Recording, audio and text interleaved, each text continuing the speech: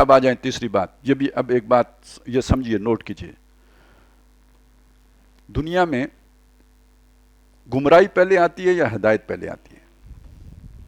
ایک سوال ہے. عام طور پہ ہم یہ سمجھیں گے کہ گمراہی آتی ہے تو اس کو ٹھیک کرنے کے لیے رسول آتے ہیں. میرا اپنا خیال ایسا نہیں ہے. اللہ تعالیٰ پہلے رہنمائی دیتے ہیں، لوگ اس رہنمائی کو سمجھ نہیں پاتے، گمراہ ہوتے ہیں، پھر نیا رسول آ کے اس پرانی رہنمائی پر انہیں کھڑا کرتے ہیں.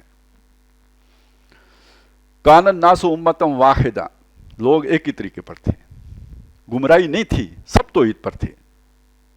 پھر لوگ گمراہ ہوئے، فبعث اللہ النبیین مبشرین و منذرین، تو اللہ نے انہیں واپس اطاعت کرانے کے لیے، ایک نقطے پہ لانے کے لیے انبیاء بھی بھیجے جو خوشخبریاں بھی دیتے تھے اور خبردار کرتے تھے. وَأَنزَلَ مَعَهُمُ الْكِتَابَ بِالْحَقِّ، اور ان نبیوں کے ساتھ اللہ نے کتاب اتاری، حق با مقصد سچی کتاب اتاری. کیوں اتاری؟ تاکہ وہ نبی اس کتاب کے ذریعے سے ان کے اختلافات کو ختم کر دے. حالانکہ انہوں نے اختلاف نہیں کیا ہوتا تھا، مگر سمجھنے کے بعد کیا ہوتا، دنیا کے مفادات کی وجہ سے اختلاف میں گئے ہوتے تھے. تو یہ یہاں میں جو نوٹ کروا رہا ہوں، اصل بات وہ کیا ہے؟ یہ نہیں، اللہ کی سنت یہ ہے، بیماری سے پہلے علاج، دوائی پہلے بناتا ہے، بیماری بعد میں آتی ہے. بڑا اس سے تو کوئی انکار نہیں کر سکتا. بچہ بعد میں پیدا ہوتا ہے، ماں کے سینے میں اس کی خوراک کا سامان اللہ پہلے کرتا ہے. ٹھیک ہے، ہمیں دنیا میں بعد میں بھیجا، یہاں آکسیجن کا بندوبست پہلے کیا. تو جو آپ کی ضرورت ہے وہ پہلے پیدا کی جاتی ہے، ہدایت پہلے آتی ہے. یہ میں کیا کہنا چاہ رہا ہوں؟ دنیا میں بادشاہی تھی، مقابلے میں خلافت تھی. خلافت کو عوامی اللہ نے پہلے بنایا. انسانی عقل نے بعد میں ترقی کی، ارتقاء کیا، اور وہ وہاں تک پہنچی کہ ایک شخص کی بادشاہی کو ہم نہیں مانتے تو کیا کریں؟ عوام کی بادشاہی کو مان لیتے ہیں. اب آپ سمجھے، اس عوامی حاکمیت کی جگہ پہ عوامی خلافت کا تصور اسلام 1400 سال پہلے دے چکا تھا. ہدایت پہلے مل چکی تھی، یہ آنے والے مسئلے کا حل پہلے پیش ہو چکا تھا. اب یہاں پہ اصل میں میرا روح سخن ان حضرات کی طرف ہو گیا ہے کہ جو یہ سمجھتے ہیں کہ اسلام دور حاضر میں ناکارہ مذہب ہے، یہ ہمیں رہنمائی نہیں دیتا ہے. میں محمد رسول اللہ کو صلی اللہ علیہ وسلم ماڈرن ایج کا رسول مانتا ہوں.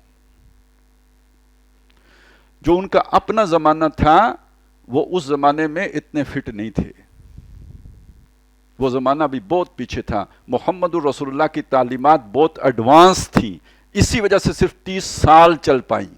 زمانہ واپس اپنی اصل تھانتے چلا گیا. یہ چلے ضمنی طور پر یہ بات میں آپ کے سامنے عرض کر دیتا ہوں کہ اس وقت کے جو زمینی حقائق تھے وہ بادشاہی کے ساتھ سازگار تھے. یہ جو حضور نے اسٹیٹ قائم کی تھی یہ بڑی ماڈرن قسم کی اسٹیٹ تھی. اس کے لیے زمین ہموار نہیں تھی، ماحول سازگار نہیں تھا، انسانی شعور اس سطح پر نہیں تھا جہاں تک محمد رسول اللہ نے اسے پہنچایا. یہ چل سکتا نہیں تھا. یہ معجزہ ہے کہ چل گیا 30 سال. ابھی انسان کہاں وہاں پہنچا؟ آپ کا وہ نظریہ عصبیت تو پڑھ لیجئے. لہذا جو ہی وہ نظریہ جو ہے نا کمزور پڑا توحید کا، تو جو اس وقت زمینی حقیقت تھی، خاندان، قبیلہ، اس کے بغیر نظام چلایا نہیں جا سکتا تھا. اگر آپ یہ نقطہ سمجھیں نا تو جو مشاجرات صحابہ ہیں، صحابہ کی جو آپس میں جو تنازعات ہوئے ہیں اور جو جنگیں ہوئی ہیں اور یہ جو خلافت ملوکیت میں بدلی ہے، اس میں آپ کا نقطہ نظر ایک دم تبدیل ہو جائے گا. یہ ایک ایسی زمینی حقیقت تھی جیسے آج اگر آپ جمہوریت کا انکار کر کے چلیں تو نہیں چل سکتے، ایسے ہی اس وقت بادشاہت کا انکار کر کے آپ نہیں چل سکتے تھے. اسی کے ساتھ وہ نظام چل سکتا تھا، اس کے بغیر نہیں چل سکتا تھا. اگر آپ چلانا چاہتے تو ناکامی سے دو چار ہوتے. منہ کی زمانے سے نہیں لڑا جا سکتا. وہ نبی کی شان تھی جس نے وہ نظام قائم کر دیا تھا، کسی دوسرے کے بس کی بات نہیں تھی. اور یہ جو 30 سال چل گیا یہ خود ایک معجزہ ہے. دنیا ابھی ادھر نہیں پہنچی تھی. وہ وہی عصبیت کا نظام تھا، اسی پہ واپس آپ گئے ہیں. وہ بنو امیہ ہوں یا بنو عباس ہوں، اس کے بغیر نہیں چل سکتا تھا. بعد میں یہ جو عثمانی آئے ہیں یہ بھی تو سارا قبیلہ ہی تھا. ابھی آپ ارطغرل صاحب دیکھ کے فارغ ہوئے ہیں تو سارا قبیلہ ہی تھا نا جس نے ان کو جوڑا ہوا تھا. اسلام تو ہم نے ٹچ دیا ہے، وگرنہ اصل ان کی جو طاقت تھی وہ قبیلے کی طاقت تھی. تو اب آپ اس بات کو سمجھ لیں، یہ زمانے کا اپنا ایک تقاضا ہوتا ہے، وہ پورا کرنا پڑتا ہے. جیسے آج جمہوریت کا تقاضا پورا کیے بغیر آپ دنیا میں ریلیونٹ نہیں رہیں گے، ایسے ہی اس وقت آپ بادشاہت کے ساتھ کے بغیر ریلیونٹ نہیں تھے. وہ نظریاتی ریاست نہیں چل سکتی تھی مزید کہ جو نبی صلی اللہ علیہ وسلم نے قائم کی تھی. یہ حالات کا جبر تھا جس کے ساتھ آپ نے سازگاری، اور وہ جبر تھا جس کے ساتھ سازگاری اختیار کیے بغیر گزارا نہیں ہے. سروائیول آف دا فٹسٹ والا اصول آپ ادھر لگائیں گے.